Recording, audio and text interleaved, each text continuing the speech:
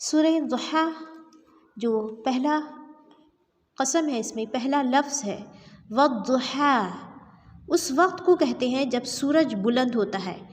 یہاں مراد پورا دن ہے، یعنی کہ خاص کر وہ وقت جب سورج پر بلندی یعنی کہ اس کی روشنی پوری واضح ہونے کے آثار شروع ہو جاتے ہیں۔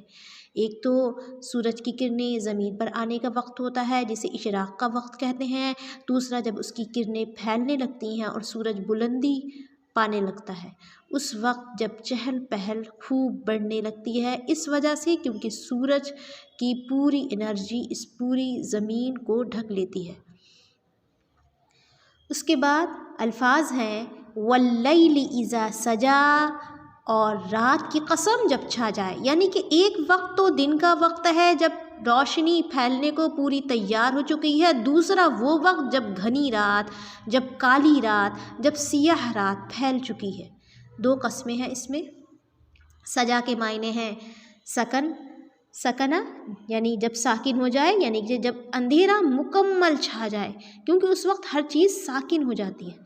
سجا کے معنی کیا ہے؟ سکنہ، سکنہ کا مطلب ہوتا ہے رک جانا، ساری ایکٹیویٹیز کیا ہو جاتی ہیں؟ بالکل لو ڈاؤن، ایک دم اسٹاپ، تو یہ وہ وقت ہے۔ اس کے بعد ما ودعک ربک وما قلی، تجھے تیرے رب نے چھوڑا نہیں ہے اور نہ ہی وہ بیزار ہوا ہے۔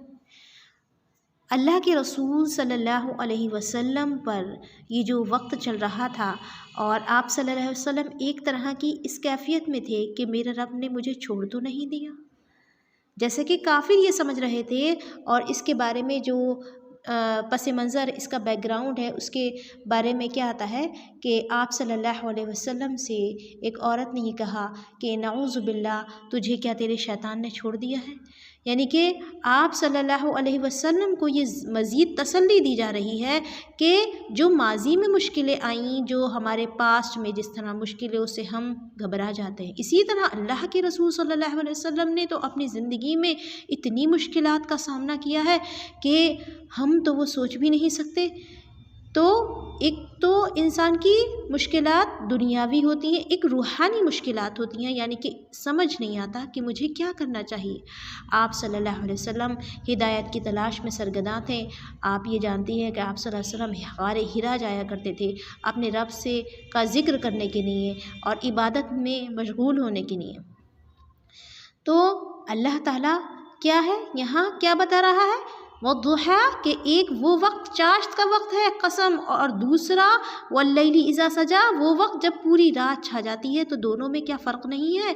جو رب تمہارے دن کی روشنی کو اوپر چڑھانے والا ہے، دن کی روشنی کو تمہارے اوپر لے کر آنے والا ہے، وہ رات بھی جب آتی ہے تو وہ بھی تمہارے لیے سکون کا باعث ہے۔ حالانکہ دیکھنے کے اعتبار سے اس میں اندھیرا ہے، اس میں سارے کے سارے کام رک جاتے ہیں، لیکن کیا وہ ضروری نہیں ہے؟ کیا اگر رات تمہارے اوپر نہیں آئے تو کیا تم سکون سے رہو گے؟ نہیں، بلکہ رات کی ضرورت اپنی جگہ باقی رہے گی۔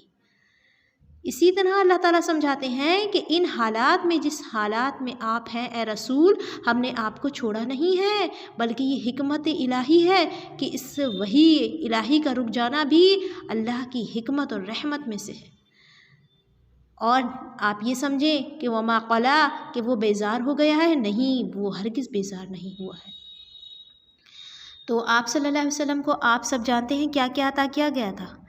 مقام محمود، جس کی آپ جو ہیں دعا کرتے ہیں اذان کے بعد، وہ عطا کیا جائے گا انشاءاللہ، حوض کوثر، اور دنیا میں فتح مکہ، یعنی کہ ایک فوراً اس دنیا میں فتح دی گئی کہ جس جگہ سے نکالے گئے تھے اسی جگہ فاتح کی حیثیت سے داخل کیے گئے۔ تو تسلی بھی ہے یہ، اور جو روحانی مشکلات درپیش تھیں اس کے لیے بھی آگے الفاظ آ رہے ہیں وَوَجَدَكَ ضَالًّا فَهَدَىٰ۔ تو سبق کیا ملتا ہے ہمیں کہ اللہ تعالیٰ اگر ہماری دنیاوی اور مادی ضرورتیں پوری کر دے تو ہمیں کیا کرنا چاہیے؟ آگے ہمیں سبق بتایا جائے گا۔ اب میں آپ کو بتاتی ہوں کچھ احادیث۔ اس سے پہلے یہاں یہ غور کر لیں کہ وَلَلْآخِرَةُ خَيْرٌ لَكَ مِنَ الْأُولَىٰ کہ یقیناً تیرے لیے بعد کا دور پہلے دور سے بہتر ہوگا۔ کیا ہے یہ دور؟ کون سا دور ہے؟ پہلے مراد تو آخرت ہے کہ وہ دنیا سے بہتر ہے، لیکن انسان کے لیے جو بعد میں آنے والا نتیجہ ہوتا ہے وہ اس کی جلد بازی، جو وہ سمجھتا ہے کہ شاید کوئی صحیح نتیجہ نکل آئے گا اگر اسے جلدی وہ مل جائے جو وہ چاہتا ہے، نہیں، بلکہ بعد کا وقت اس کے پہلے کے وقت سے بہتر ہوتا ہے اس کا ملنا۔ اسی وجہ سے اللہ تعالیٰ کے یہاں سے ایسا لگتا ہے کہ دیر ہو رہی ہے۔ وَلَسَوْفَ يُعْطِيكَ رَبُّكَ فَتَرْضَىٰ تجھے تیرے رب بہت جلد انعام دے گا اور تو راضی ہو جائے گا۔ اب یہاں پر کیا ہے؟ اس سے دنیا کی فتوحات اور آخرت کا اجر و ثواب مراد ہے۔ اس کے بعد اس میں وہ حق شفاعت بھی شامل ہے یا داخل ہے جو آپ کو اپنی امت کے گنہگاروں کے لیے ملے گا۔ انعام کون سا؟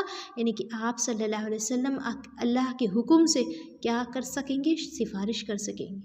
الم یجدک یتیما فآوا کیا اس نے تجھے یتیم پا کر جگہ نہیں دی؟ اب دیکھیے ابھی میں نے کہا کہ میں آپ کو احادیث سے انشاءاللہ واضح کروں گی یہ آیات، لیکن اس میں جو اللہ تعالیٰ نے آیات نازل کی ہیں پہلے ہم اس کا سبق سمجھتے جائیں، اس کے بعد اللہ کے رسول صلی اللہ علیہ وسلم نے جو بتائی ہیں باتیں اس کی روشنی میں ہم غور کریں گے۔ تو خود اللہ کے رسول صلی اللہ علیہ وسلم کو اللہ تعالیٰ نے یتیم پیدا کیا، تو کیا آپ صلی اللہ علیہ وسلم یتیم ہی چھوڑ دیے گئے یا ان کی پرورش، ان کی کفالت، ان کی لیے شفقت کا انتظام کوئی کیا گیا؟ پورا کیا گیا۔ سب سے پہلے دادا عبد المطلب، اس کے بعد ان کے چچا زبیر، اس کے بعد ابو طالب، تو یہ سب لوگ وہ شفقت والے تھے کہ جن کی وجہ سے جو بڑے بڑے دشمن تھے مکہ کے، خود خاندان کے، وہ ہاتھ نہیں رکھ سکتے تھے، وہ کچھ نہیں کہہ سکتے تھے کہ یہ ہمارے ان خاندانی لوگوں کا بھتیجا ہے کہ جس کو اگر ہم نے ہاتھ لگا دیا تو یہ بڑی بری بات ہوگی، کیونکہ وہ اپنے جو خاندان اور اپنے جو ان کا پورا کنبہ تھا اس کی بات کا بڑا خیال رکھتے تھے، ایسے لوگ تھے۔ اس کے بعد اللہ تعالیٰ فرماتے ہیں وَوَجَدَكَ ضَالًّا فَهَدَىٰ تجھے راہ بھولا پا کر ہدایت نہیں دی۔ اب یہاں پر ترجمہ کیا گیا ضال کا راہ بھولا، ضلل کا مطلب ہوتا ہے اگر آپ دیکھیں کہیں یعنی کہ بھٹکتا ہوا۔ اب بھٹکتا ہوا ان دا سینس راہ کی تلاش میں بھی ہو سکتا ہے، راہ ہدایت کی تلاش میں بھی ہو سکتا ہے۔ اب یہاں پر آپ سمجھیے کیا کہنا مراد ہے کہ تجھے دین اور شریعت اور ایمان کا پتہ نہیں تھا، ہم نے تجھے راہ یاب کیا، نبوت سے نوازا اور کتاب نازل کی، ورنہ اس سے پہلے تو ہدایت کے لیے سرگرداں تھا۔ سرگرداں یعنی کہ گھوم رہا تھا۔ آپ صلی اللہ علیہ وسلم غار جایا کرتے تھے۔ کیا آپ لوگوں نے غار حرا دیکھا ہے؟ اگر نہیں دیکھا تو آرام سے آج تو انٹرنیٹ کی فیسلٹی ہے، دیکھ سکتے ہیں۔ ذرا اس کی اونچائی، میں نے کل ہی دیکھا، اس کی اونچائی دیکھیے، اس کی ڈھلان دیکھیے، اس کی چٹانیں دیکھیے، اس کے پتھر دیکھیے، اس کا شیپ دیکھیے، اس پر چڑھنا کس قدر مشکل ہے۔ آج ہی آپ لوگ غار حرا دیکھیے اور آپ کو یہ اندازہ ہو جائے گا کہ اس پر چڑھنا جب آج اتنا مشکل ہے تو تب کتنا مشکل ہوگا۔ حالانکہ اس کی وادیاں اور اس کی چٹانیں آج بھی ویسے ہی ہیں، لیکن پھر بھی آپ سوچئے سخت گرمی کا جو عالم ہوتا ہے وہاں کا ٹیمپریچر زیادہ ہی رہتا ہے، تو اس وقت اس دور میں اس کا چڑھنا کتنا مشکل کام ہوگا۔ اور آپ صلی اللہ علیہ وسلم کیوں جایا کرتے تھے؟ تاکہ عبادت کے ذریعے اپنے رب کو راضی کر سکیں اور وہ تلاش کر سکیں وہ راہ کہ جس کے لیے وہ اس دنیا میں بھیجے گئے تھے، کیونکہ آپ صلی اللہ علیہ وسلم پر بھی تو کیا تھا، ایک نبوت کا جو تھا اثر تھا، کیونکہ ہر نبی جو ہوتا ہے وہ نبی ہوتا ہے پیدائشی، لیکن اس کے نبوت کے اظہار جو ہوتے ہیں جب اللہ کا حکم ہوتا ہے وہی نازل ہوتی ہے تو وہ ظہور نبوت شروع ہو جاتا ہے۔ اچھا، ایک جگہ اللہ تعالیٰ نے اور فرمایا ہے سورہ شورى میں آیت نمبر 52 ما كنت تدري ما الكتاب ولا الإيمان ولكن جعلناه نورا نهدي به من نشاء من عبادنا۔ پہلے تو نہیں جانتا تھا کہ کتاب کیا ہے، ایمان کیا ہے، لیکن ہم نے اسے نور بنایا، اس کے ذریعے سے ہم اپنے بندوں میں سے جسے چاہتے ہیں ہدایت دیتے ہیں۔ تو اللہ تعالیٰ کیا فرماتے ہیں کہ خود اللہ کے رسول صلی اللہ علیہ وسلم کو نہیں پتا تھا قرآن کیا ہے، نہیں، بلکہ یہ کس کے حکم سے نازل ہوئی کتاب؟ اللہ تعالیٰ کے حکم سے۔ کوئی نیا دین لے کر نہیں آئے تھے، وہ جو بات لے کر آئے تھے وہ کتابوں میں موجود تھی پہلے سے۔ اب اس کے بعد وَوَجَدَكَ عَائِلًا فَأَغْنَىٰ، اور تجھے نادار پا کر تو نگر نہیں بنایا۔ تو نگر یہاں پر الفاظ کا ترجمہ ہے، تو نگر کا مطلب غنی نہیں کر دیا، یعنی کہ ایسا غنی کہ پھر کوئی پرواہ نہیں رہی کس کی، کہ جو تنگ دست تھی پہلے۔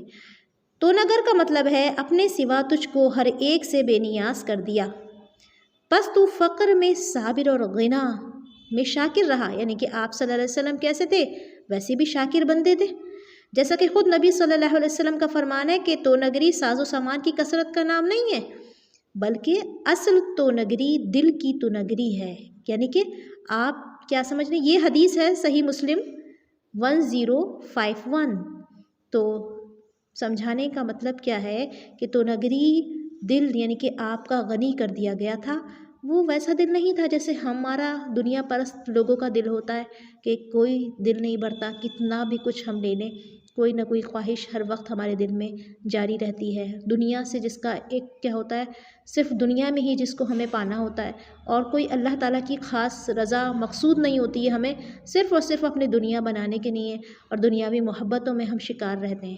تو یہ ہمارا کیا ہے، فقر ہے ہمارا۔ ہم یہ نہ سمجھیں کہ وہ حاصل ہو گئی تو ہم کیا ہو جائیں گے، غنی ہو جائیں گے اور اطمینان بخش ہو جائیں گے، پھر کوئی ضرورت نہیں رہے گی صرف اللہ کی رضا کے علاوہ۔ نہیں، ہمارے دل میں طرح طرح کی خواہشات آتی اور جاتی رہتی ہیں، کہیں تو ہم کنٹرول کر پاتے ہیں، کہیں نہیں کر پاتے، کسی چیز کو اپنا مقصد بھی بنا لیتے ہیں زندگی کا جو اصل میں نہیں ہونا چاہیے۔ لیکن اللہ کے رسول صلی اللہ علیہ وسلم کو بے پرواہی دی گئی تھی۔ کیسی بے پرواہی؟ یعنی کہ غنی کر دیا گیا تھا۔ فَأَغْنَىٰ، پھر فَأَمَّا الْيَتِيمَ فَلَا تَقْهَرْ، پس تو یتیم کو کبھی سختی نہ کیا کر، یعنی کہ نرمی اور احسان کا معاملہ کیا کر۔ وَأَمَّا السَّائِلَ